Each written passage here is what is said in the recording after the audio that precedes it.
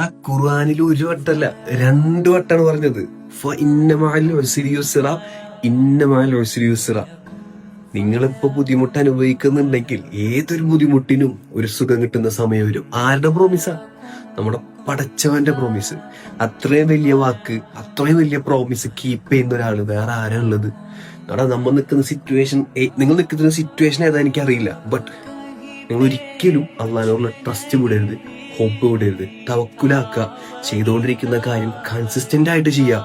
Result കിട്ടാതെ പോവില്ല. ഞാൻ പറഞ്ഞല്ല, അള്ള പറഞ്ഞതാണ്. യൂസറ. തീർച്ചയായിട്ടും ഒരു ബുദ്ധിമുട്ടുണ്ടെങ്കിൽ, ഒരു വിഷമം, ഞെരുക്കമുണ്ടെങ്കിൽ അവിടെ നിങ്ങൾക്ക് ഒരു സുഖം കിട്ടുന്ന സമയം വരുന്നത് അള്ള പറഞ്ഞതാ ഖുർആനില്. അതിനും വലിയ വാക്ക് നമുക്ക് എവിടുന്ന് വേണം? ആരുടെന്ന് വേണം? പോരെ, പിടിച്ചു നിൽക്കാൻ അത് പോരടാ. കൺസിസ്റ്റന്റ് ആയിട്ട് നിൽക്കുക, ചെയ്യുന്ന കാര്യം പ്രോപ്പർ ആയിട്ട് ചെയ്യുക, മുന്നോട്ട് പോവുക.